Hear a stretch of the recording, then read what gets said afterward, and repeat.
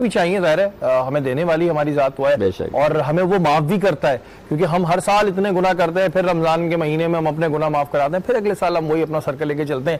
تو اس عشرے میں آپ لوگ بھی اس کی پریکٹس کو کریں کہ جو آپ کی لڑائیاں ہیں یا کسی کا کوئی چھوٹا قرضہ ہے تو اور آپ معاف کر سکتے ہیں، اور آپ کو اللہ میاں نے اتنا دیا ہے تو آپ معاف کریں، اور پھر آپ دیکھیں کہ اللہ تعالیٰ آپ کو کتنا نوازتا ہے۔ ڈاکٹر صاحب آپ کی جانب آؤں، اب بات ہو رہی ہے عشرہ مغفرت کے حوالے سے، آپ کے نزدیک ایسا کیا عمل آپ سمجھتے ہیں کہ جو لوگوں کو اس عشرے میں کرنا چاہیے؟ معافی تو مانگنی چاہیے بے شک، اور معاف کرنے والی ذات بھی ہمارے رکھی ہے، اس کے علاوہ کیا ایسا عمل ہے؟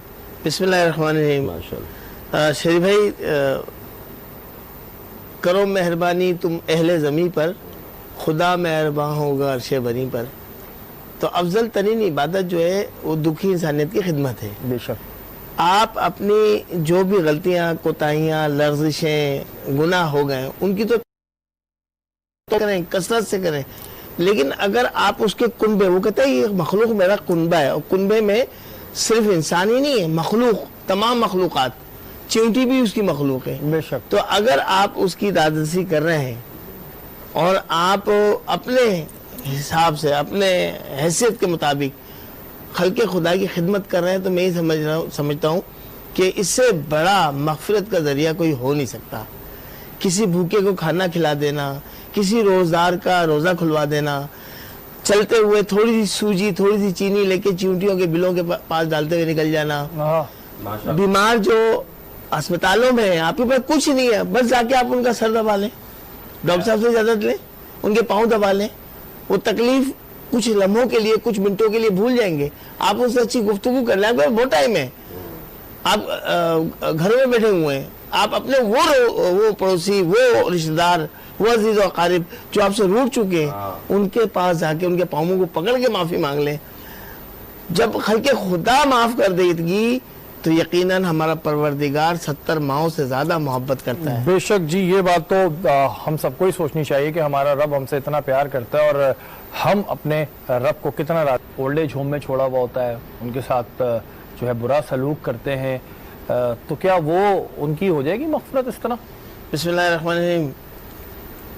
والدین کے حقوق اور خاص کر ماں کا حق، اگر بیٹا پوری زندگی بھر طواف کعبہ کرتا رہے ماں کو کاندھے پہ بٹھا کر، تب بھی تولد جو وقت کی ڈیلیوری کا جو لمحہ ہے اس کی تکلیف کا ازالہ نہیں کر سکتا۔ مجھے حیرت ہے، اور میں ان لوگوں کو کیا کہہ سکتا ہوں، ان لوگوں کو ہدایت ہی دے کہ جو اپنے ضعیف ماں باپ کو اولڈ ہومز کے نام پر ان کے جا کے جمع کرا دیتے ہیں۔ میں تو کہتا ہوں دین اسلام میں اس کا تصور ہی نہیں ہے۔ کمبائنڈ معاشرے کا ہمارے یہاں ہے، جوائنٹ فیملی سسٹم ہے، ضعیف ماں باپ کو صرف اس وجہ سے کہ وہ کھانستے زیادہ ہیں، وہ بیمار زیادہ رہتے ہیں، ان کی بیماریاں ہمارے بچوں کو لگ جائیں گی، تو ایسی اولاد کے اوپر بخشش کی بات کرتے ہیں۔ کہاں کی بخشش؟ جو ذریعہ بنے ہمارے کی نگہداشت کا، ہمیں پروان چڑھایا، وہ بوڑھے ہو گئے، اپنی خون پسینہ کی کمائی سے ہمیں ہمارے جسموں کو توانا کیا، اور ان والدین کو جو رحمت ہے ماں باپ کے لیے، ماں باپ رحمت ہے اولاد کے لیے، اس رحمت کو اٹھا کر آپ دوسری جگہ پر چھوڑ دیں کہ جی یہ ضعیف ہو گئے۔ تو یورپ کا کانسیپٹ جو ہمارے معاشرے میں آتا جا رہا ہے، میں کہہ رہا ہوں اس وقت اشد ضرورت ہے کہ کورونا کے ساتھ ساتھ ان تمام جو اولڈ ہوم کے نام سے بنائے گئے ان کو فوری طور پہ سیل کرے، گورنمنٹ بند کرے۔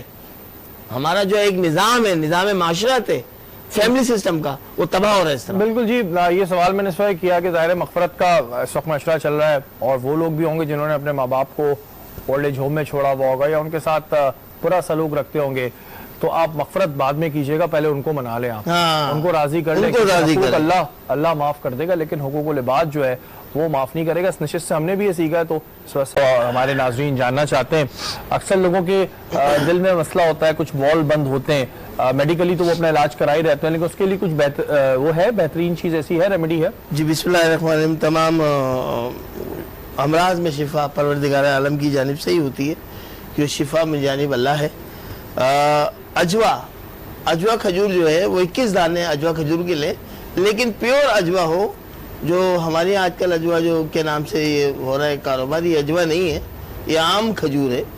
अजवा खजूर हो, 21 दाने अजवा खजूर पर सलामुल कौलम में रब रहीम पढ़ कर दम कर लें, और वो 21 रोजाना के हिसाब से, एक के हिसाब से वो खाना शुरू करें। और उसकी जो गुठली है उसको फेंके नहीं, उसको ड्राई करके पाउडर कर लें, और वो पाउडर भी खाएं। अच्छा, माशाल्लाह। तो इंशाअल्लाह ताला देखेंगे कि जो दिल की आर्टरीज और वाल तक ये हमारे मुशाहिदे में आ चुकी हैं, तो वो बेहतर हो जाते हैं अल्हम्दुलिल्लाह। अच्छा, गर्मियों पे वैसे तो नाजिया भी हमारे पास है, इनको भी बहुत ऐसी चीजें पता है। गर्मियों में जो अक्सर लोगों की चेहरे की स्किन जो है वो झुलस जाती है और बड़ा काला काला लोग कहने लगते हैं, उसके लिए क्या करें? अभी वैसे भी आगे और गर्मियां बढ़ने वाली हैं। देखें, संतरे और वो अगर मिले तो आपको किनू, ठीक है, इनके आप 50 ग्राम के करीब जो है ना, इनके जो छिलके हैं, ठीक है, उनका सफू बना लें। और सफू मिलता भी है, अगर सही मिल जाए वो प्योर तो।